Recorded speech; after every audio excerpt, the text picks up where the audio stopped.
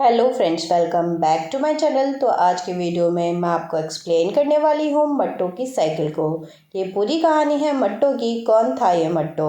एक गरीब मजदूर जिसकी ज़िंदगी को लाचारी और गरीबी ने कुछ इस तरह से घेरा हुआ है कि दुख को भी दुख होने लगे। और मूवी के एंड तक ऐसा ऑडियंस हमें भी ये सोचने पर मजबूर कर देती है ये मूवी कि यार क्या किसी के भी साथ ऐसा तो नहीं होना चाहिए। तो दोस्तों, विदाउट वेस्टिंग टाइम इस मूवी का एक्सप्लेनेशन स्टार्ट करते हैं। तो दोस्तों, कहानी शुरू होती है एक गांव से जहां पर हमें मट्टो को दिखाया जाता है।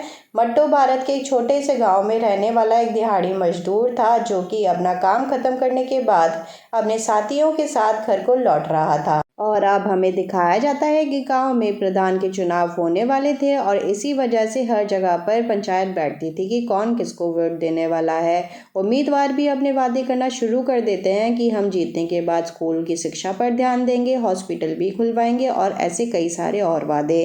पर मट्टो इस गांव में किसी से ही मतलब नहीं रखता, बस वो तो अपने काम से काम रखता था, बिल्कुल सीधा साधा। उसके घर पर उसकी पत्नी थी, उसकी दो बेटियां भी थी, नीरज और लिम्का। उसका कच्चा मकान था, पर उसके पास जो भी था उसमें वो काफ़ी ज़्यादा खुश था।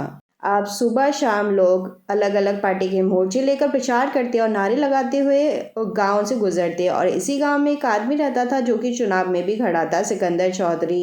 एक्चुअली ये आदमी एक एक्स आर्मी ऑफिसर रह चुका था और लोग इसे बेहतर समझते थे। और लोग सोचते थे कि ये आदमी अगर जीता तो उनकी तकलीफ़ों को वो अच्छे से महसूस कर सकता है, और अगर सिकंदर जीत जाए तो इस गांव की तरक्की भी होना तय है। और लोगों का उसको समर्थन भी था और इसी बात से तय था कि इस बार चुनाव में वही जीतेगा। उसने भी लोगों से कई सारे वादे किए और दोस्तों, मट्टो भी सिकंदर के ही समर्थन में था। वो आकर सिकंदर के यहाँ बैठा भी करता था। मट्टो ने अपनी दोनों बेटियों की पढ़ाई को छुड़वाकर उन्हें घर पर ही बिठा दिया था। उसे लगता है कि इधर के स्कूल्स में कोई भी पढ़ाई नहीं होती। उसको अपनी बड़ी बेटी की शादी भी करनी थी, पर दहेज वो इकट्ठा करने में सक्षम नहीं था। अब सीन शिफ्ट होता है और हमें उसी गांव में एक कल्लू पंचर वाला दिखाया जाता है। ये कल्लू मट्टो का जिगरी यार था। मट्टो अपनी साइकिल की मरम्मत कल्लू की दुकान पर ही करवाता था और कल्लू भी उससे कोई भी पैसा नहीं लेता था। और एक दिन कल्लू की दुकान पर काफ़ी भीड़ थी और वो बात कर रही थी कि वोट किसको देना है। मट्टो ने भी बिना वक्त गवाए सिकंदर का ही नाम लिया और वहीं पर पास बैठे राजेश ने कहा कि अगर सिकंदर जीत गया तो इस गांव की छवि ही बदल जाएगी। और ये राकेश बाय प्रोफेशन एक वकील था। अब हमें दिखाया जाता है कि सिकंदर चुनाव जीत चुका था और अब सब खुश थे और मट्टो वहीं पर नाचने लगा। अब मट्टो हर रोज साइट पर देरी से पहुंचता और इसी वजह से ठेकेदार भी उसे दो चार बातें सुना देता था। पर रीजन था इसके पीछे मट्टो की साइकिल जो चलते चलते बंद पड़ जाती, पर इसके पास इतने पैसे नहीं थे कि वो नई साइकिल को खरीद पाए। अब दिखाया जाता है कि मट्टो के घर के पड़ोस में एक लड़का रहता था, सोनू। और ये सोनू मट्टो की बड़ी बेटी नीरज को काफ़ी पसंद किया करता था और नीरज भी उसको पसंद किया करती थी। और अब मट्टो अपनी बड़ी बेटी के रिश्ते के लिए एक जगह पर गया था और ये रिश्ता कॉन्ट्रैक्टर के पहचान से था। पर उन लोगों को दहेज में एक बाइक चाहिए थी, पर जिस मट्टो के पास साइकिल खरीदने के लिए पैसे नहीं थे वो दहेज में बाइक कैसे ही देता। और ये अब उसके मन में भी इस रिश्ते के लिए मनाही थी। अब घर आते टाइम उसकी साइकिल एक कार से टकरा गई और इसी में मट्टो की साइकिल का पहिया टेढ़ा हो गया और ऊपर से कार वाले ने मट्टो को सुना दिया। और अब मट्टो अपनी साइकिल को कल्लू के पास ले गया। कल्लू ने साइकिल ठीक कर दी, पर उसने कहा कि इसकी उम्र खत्म हो चुकी है और अगली बार इसको कबाड़े में बेच देना। और अब घर आकर मट्टो अपनी अलग ही कहानी पत्नी को सुनाता है कि साइकिल और कार के टकराने के बाद उसने कार ओनर को काफ़ी सुनाया, फिर कार वाला डर गया और वहां से भाग गया। एक दिन मट्टो खेत में सोच के ले गया था, तभी उसके पड़ोस में रहने वाला लड़का उसको अपने साथ गाड़ी पर लेने आया क्योंकि उसकी पत्नी की हालत काफ़ी ज़्यादा गंभीर थी। जब मट्टो घर पहुंचा तो उसने देखा कि उसकी पत्नी दर्द से कराह रही थी क्योंकि उसके पेट में काफ़ी तेज़ दर्द हो रहा था। और अब पता चलता है कि उसकी पत्नी को स्टोन का दर्द उठा था और ये उसको दूसरी बार हुआ था। अब मट्टो अपनी पत्नी को साइकिल पर बिठाकर हॉस्पिटल ले गया। उसी गांव में एक छोटा सा दवाखाना था। डॉक्टर ने मट्टो को बोला कि इन्हें आराम नहीं मिल रहा है, आप इन्हें शहर में ले जाओ और वहीं पर इनका ठीक से इलाज हो पाएगा। अब बगल में रहने वाले सोनू के पापा से मट्टो ने कुछ पैसे उधार ले लिए। इसके बाद सोनू उन्हें अपनी बाइक से शहर लेकर गया। अब डॉक्टर ने कुछ टेस्ट करवाने को बोले और मट्टू की पत्नी को एडमिट कर लिया और इन्हीं सब चीज़ों के चलते वो काम पर भी नहीं जा पा रहा था। अब घर आते वक्त मट्टू की साइकिल फिर से खराब हो गई। अब उसे एनी हाउ नई साइकिल लेनी ही थी। अब मट्टू गांव के एक सेठ के पास गया और उसने 2000 से 3000 तक की मांग की। उसने बताया कि उसकी पत्नी की इलाज में काफ़ी सारे पैसे खर्च हो गए और इस सेठ ने उधार देने को मना कर दिया क्योंकि उसकी 3 किश्तें अभी बाकी थीं। और अब मट्टू ने सुबह होते ही अपनी पत्नी के कान के झुमके बेच दिए जो कि चांदी के थे। और महंगाई तो इतनी ही थी कि फल खरीदने के लिए भी काफ़ी बार वो सोचा करता था। अब पूरे 3 दिन हो चुके थे मट्टू को काम पर गए हुए और अब हम देखते हैं कि सिकंदर जो कि प्रधान बन चुका था उसने अपने लिए एक नई बुलेट ले ली थी। शायद उसे जनता के किए हुए वादों से पहले खुद के वादे पूरा करना ज़रूरी समझा। वो गाड़ी पूरे 1,80,000 की थी। चुनाव से पहले जब भी मट्टू को सिकंदर देखता था तो उसे अपने पास बिठाता था, पर आजकल तो उसके पास फुर्सत ही नहीं थी कि उससे वो 2-4 बातें भी कर सके। मट्टू की बेटी पानी को काफ़ी दूर से भरकर लाती थी तो इस पर सिकंदर ने वादा किया कि नल उसके घर के पास ही लग जाएगा। इस बात को सुनकर मट्टू काफ़ी खुश हुआ। अब क्योंकि साइकिल ठीक नहीं थी इसीलिए वो पैदल ही अपना काम करने साइड पर चला गया, पर वहां जाकर देखा कि सभी खाली बैठे थे क्योंकि सीमेंट की कमी थी और मालिक काम से बाहर गया हुआ था। तो सीधा मट्टू मंडी की तरफ गया क्योंकि उसे पता था कि अगर वो वहां नहीं गया तो आज का दिन भी ऐसे ही गुजर जाएगा। वहां एक आदमी उसे अपने काम करवाने के लिए घर ले गया और उसे पूरे दिन का 300 देने का बोला, पर काम करवाने के बाद उसने सिर्फ और सिर्फ उसे 200 रुपये दिए और बाकी के पैसे मांगने पर उस आदमी ने उसे धमकाया और मजबूर होकर मट्टू भी वहां से चुपचाप ही निकल गया। अब रात को वो एक खाट पर उदास बैठा था और गुस्से में वो अपनी बेटी पर भी चिल्ला देता है। और अब दूसरे दिन उसने ठेकेदार को हिसाब करने को कहा लेकिन उसने मना कर दिया क्योंकि घर के मालिक ने ठेकेदार को भी पैसे नहीं दिए थे। और उसी शाम घर आते वक्त उसने अपनी साइकिल को सड़क किनारे खड़ा कर दिया और वो सब्जी खरीदने लगा।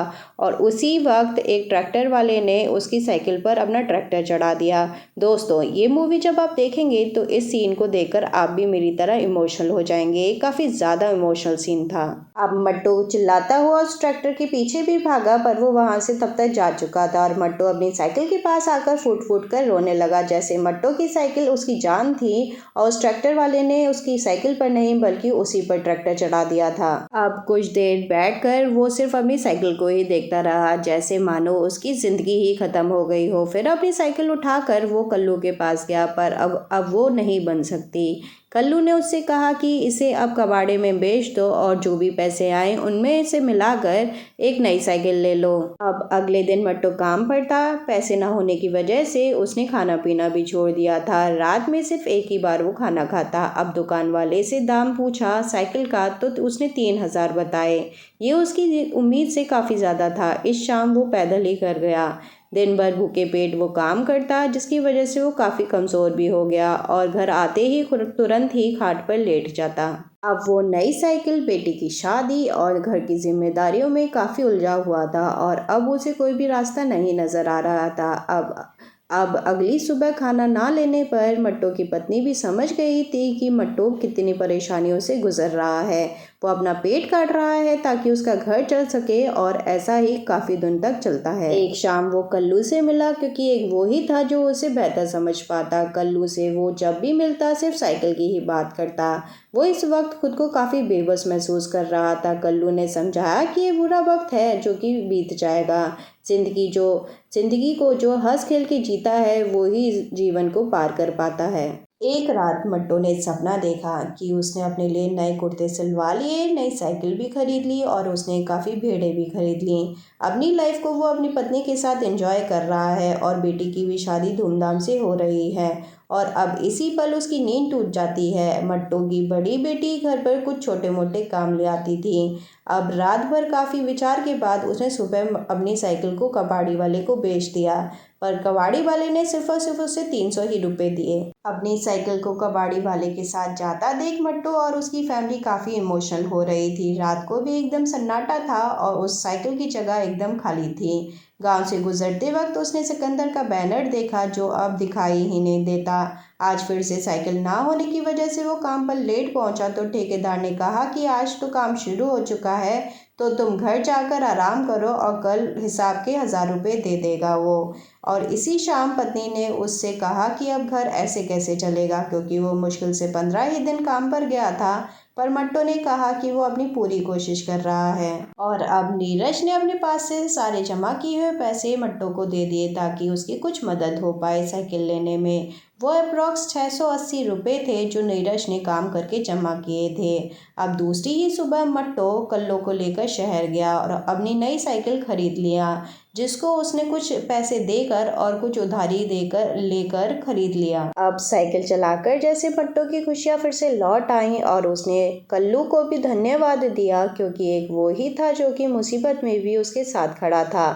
और मट्टू के घर वाले भी साइकिल को देखकर काफ़ी खुश हुए और मट्टू की वाइफ ने उसकी पूजा भी की। और अगली सुबह मट्टू नई साइकिल के साथ ही काम पर गया। आते वक्त शाम हो गई। अब हमें दिखाया जाता है कि झाड़ियों में कुछ नकाबपोश इंसान छुपे हुए थे जिन्होंने मट्टू की साइकिल को छीन लिया और फिर उसको मारा भी। मट्टू ने अपनी साइकिल को बचाने की कोशिश भी की पर वो बचा नहीं पाया। उसने कुछ देर तक उनका पीछा भी किया पर वो लोग वहां से चले गए। अब मट्टू रोता हुआ सड़क के दूसरी ओर तक आया और वहीं पर एक कांस्टेबल अपनी ड्यूटी कर रहा था। और अब मट्टू ने उस कांस्टेबल को बताया कि कुछ लोगों ने उसकी साइकिल छीन ली है, अगर वो उसके साथ चलेगा तो वो लोग अभी भी मिल जाएंगे। पर कांस्टेबल ने उसे डांट कर भगा दिया। अब मट्टू रोता हुआ वहां से चला गया। अब मट्टू रोता हुआ प्रधान के घर पहुंचा तो प्रधान की वाइफ ने गेट खोला और बताया कि प्रधान तो घर पर ही नहीं है, वो किसी काम से घर से गया हुआ था। अब मट्टू घर चला गया और उस रात उसके घर पर ऐसा मातम छाया कि पूछो ही मत। अब सुबह कल्लू उसके घर आया और कल्लू और मट्टू दोनों ही मिलकर प्रधान के घर पहुंचे, पर वो तो प्रधान अभी तक घर ही नहीं आया था। अब मट्टू कल्लू और राजेश के साथ पुलिस स्टेशन चला गया। पुलिस स्टेशन पहुंचने के बाद वहां का थाना अधिकारी उनसे काफ़ी बदतमीजी से बात कर रहा था, उनकी बातें भी अनदेखा कर रहा था। अब वो खुद तो उठकर वहां से चला गया और अपने कांस्टेबल से उनकी एप्लीकेशन लिखने को बोल गया। अब पुलिस स्टेशन से वो तीनों घर वापस लौटने लगे। तब रास्ते में राजेश ने बताया कि एप्लीकेशन लिखवाने से कोई फ़ायदा नहीं होगा जब तक कि एफआईआर नहीं होगी, ये कोई भी एक्शन नहीं लेंगे। अब मट्टू ने बोला एक बार प्रधान जी आ जाएं तब इन सभी की वो खबर लेंगे।